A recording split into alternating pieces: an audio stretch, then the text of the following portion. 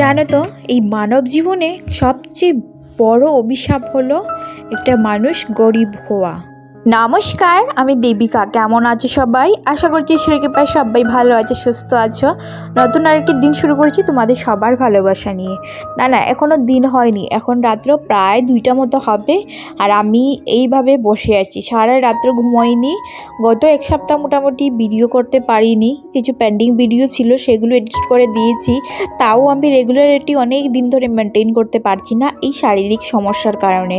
আর আমার সমস্যাটা হলো দাঁতের সমস্যা। আগের দিন রাত্রিবেলা সেই খাবার দাবার খেয়ে ঘুমিয়েছিলাম, তখন থেকেই দাঁতের যন্ত্রণা শুরু হয়েছে। পেইন কিলার নিয়েছি, তাতে কোনো কাজ হয়নি। সারা রাত্র ধরে বরফের সেক দিয়ে চলেছি। আর যখন রাত্রিবেলা দেখবে কোনো সমস্যা হলে না, রাত্রেটা যেন আরও লম্বা হয়ে যায়। এখন প্রায় ওই সকালের দিকে, মানে 2টা-2:30 হবে, সেই সময়টাতে আমি বরফের সেক দিচ্ছি। আর বোতল একটা রাখছি ফ্রিজে, আর একটা বার করেছি, মানে ফ্রিজার থেকে বের করে করে আর কি বরফগুলো ইউজ করছি। আর পেইন কিলার আরও ছিল ঘরে, তবে খালি পেটে তো খাওয়া যাবে না, তাই সকাল সকাল একটুখানি দুধ গরম করে নিয়েছি, আর ওইটার মধ্যে অল্প একটুখানি মুড়ি ভিজিয়ে কিছুটা খেয়েছি। এত সকালবেলা তো খাবারই মানে কখনো খাইনি, 2-2:30 সময় থোড়ি খাবার খাওয়া যায়, তো খেতে পারিনি। তো এখন আমি নিয়ে নিচ্ছি, আর দেখতেই পাচ্ছ কতগুলো ঔষধ। এগুলো সবকটাই মোটামুটি পেইন কিলারের পেইনের জন্যই নেওয়া হয়। তো আমি গত এক সপ্তাহ থেকে এক নাগারে নিয়ে যাচ্ছি, যেটা নেওয়ার পর আমার হাত পা মুখ সব ফুলে গেছে। মানে এত পরিমাণে আমি পেইন কিলার নিচ্ছি, কিন্তু কিছুতেই কিছু হচ্ছে না। আমরা মিডল ক্লাস ফ্যামিলি থেকে অ্যাকচুয়ালি জানো তো, যতক্ষণ না তীরে এসে তরি ডুবার অবস্থা হচ্ছে ততক্ষণ ডক্টরের কাছে একদমই যেতে চাই না। খাবারটা অল্প একটুখানি 2-3 চামচ খেয়েছি, আবার খেয়ে মেডিসিনটা খেয়ে নিয়েছি। আগের দিন যখন মেডিসিনটা খেয়েছিলাম, মানে এই মেডিসিনটা চেঞ্জ করে আগের দিন বিকেলবেলা নিয়ে এসেছিলো বড়মাসে। এবার নিয়ে এসে বলেছিল এটাতে ডাবল পেইন কিলার দেওয়া আছে, যদি তুমি খেয়ে সহ্য করতে পারো তাহলে খাও। তবে আমার কাছে অপশন না থাকায় আমি তো খেয়ে নিয়েছিলাম, তোমাদের দেখিয়েছিলাম। আর খাওয়ার পর যে আমার শরীরটা কতটা খারাপ হয়েছে, মানে উল্টি করে সব বেরিয়ে গেছে। তারপরও মানে অবস্থা একদম খারাপ। ভয় পেয়ে ও বললো চলো হসপিটালে যাব। তো সকাল সকাল উঠে যতটুকু পেরেছি বাসি কাজ সেরেছি। ওর আবার স্নান করা কমপ্লিট হয়ে গেছে, ও স্নান টান করে রেডি হয়ে নিয়েছে অফিসে যাওয়ার জন্য।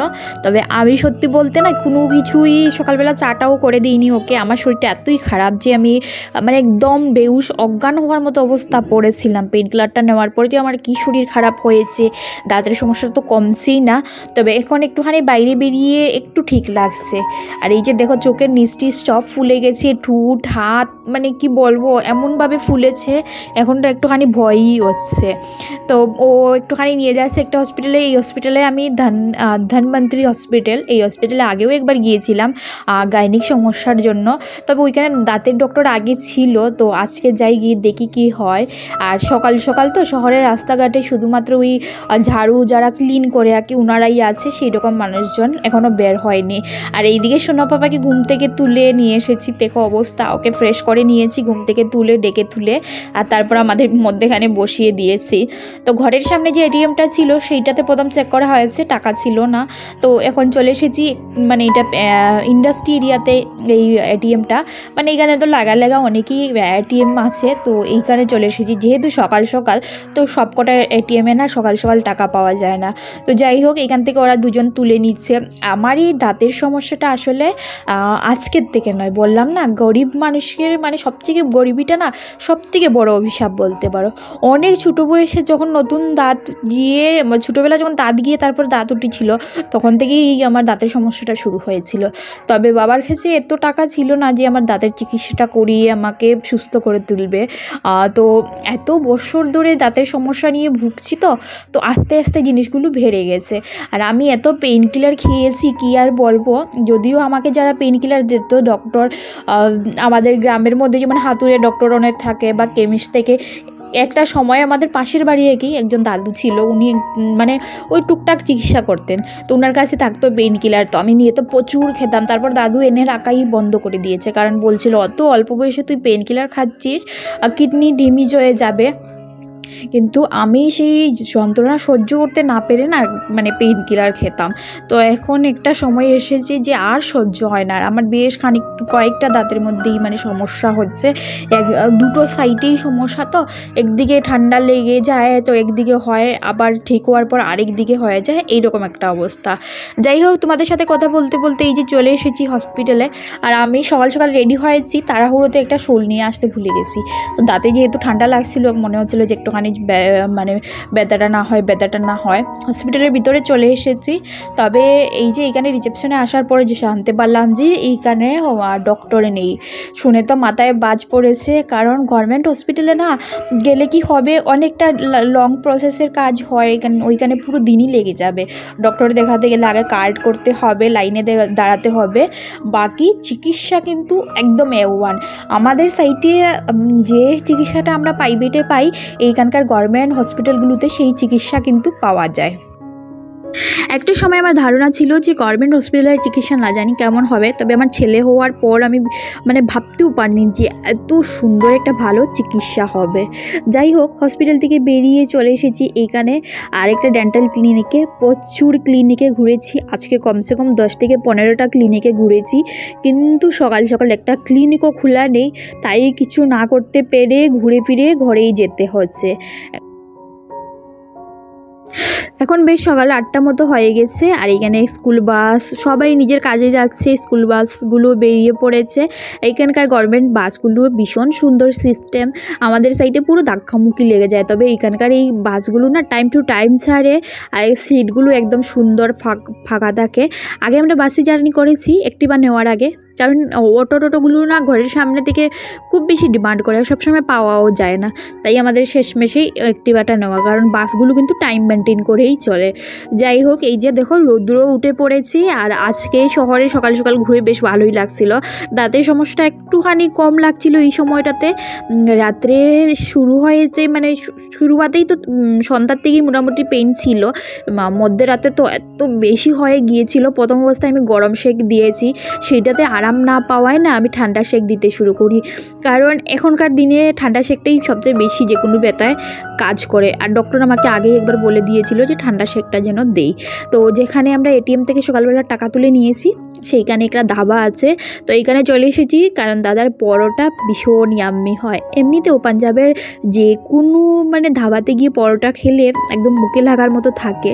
তো এই দাদাটার না হাইওয়ের সঙ্গে একটা স্টল মানে ধাবা আছে, সেখান থেকে আমরা অনেকবার খাবার খেয়েছি।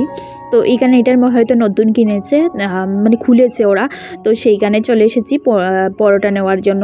তো এখানে দাঁড়িয়ে আছি, সকালবেলা এই সামনের দিকেই এটিএম থেকে টাকা তুলে নিয়ে গেছি।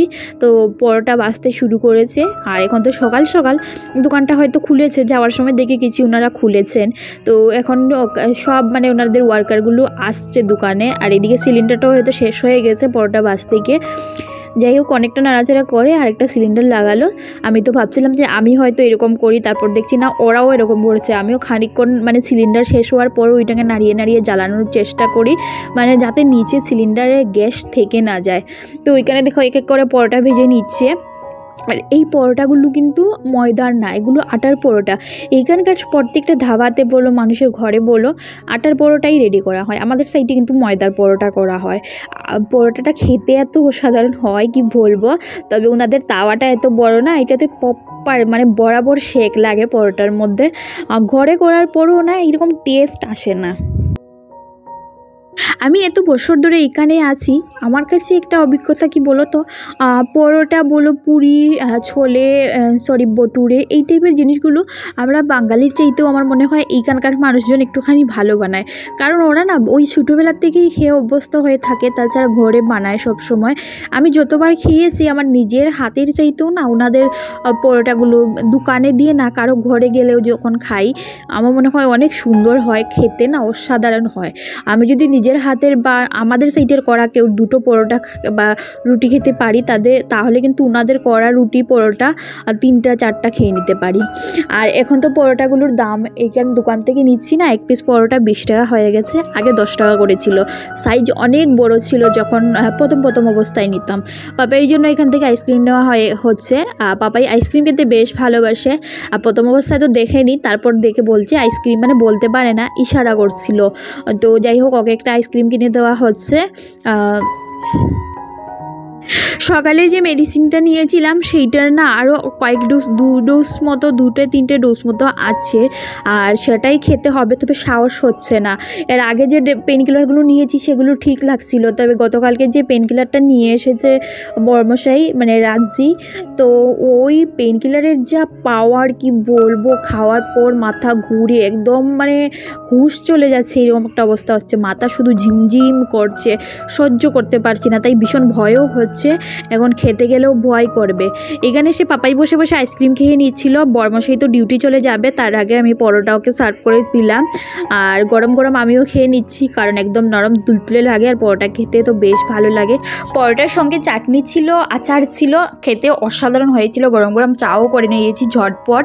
সারা শহর ঘুরে এলাম, সকাল সকাল কোনো ডেন্টাল ক্লিনিক খুলেনি, মানে খুলেই না, অ্যাকচুয়ালি ওই বেলা করি একটুখানি খুলে, তো এই বেলা তো পেলাম না, বর ছুটি করতে পারবে না। আমি এবারে মেডিসিন নিয়ে ভাবছি একটুখানি ঘুমিয়ে পড়বো। আজকের এই ভিডিওটা এখানেই শেষ করব। সকালবেলা আজকে টিফিন রান্না বান্না কিছুই করতে পারিনি, যদি আরাম পাই তাহলে করব, না হলে বাইরে থেকে আজকে খাবারটা অর্ডার করে দেবো। সবাই ভালো থেকো, সুস্থ থেকো, নতুন ভিডিও দেখা হচ্ছে। চলো আজকের ভিডিওটা এখানেই শেষ করছি, বাই।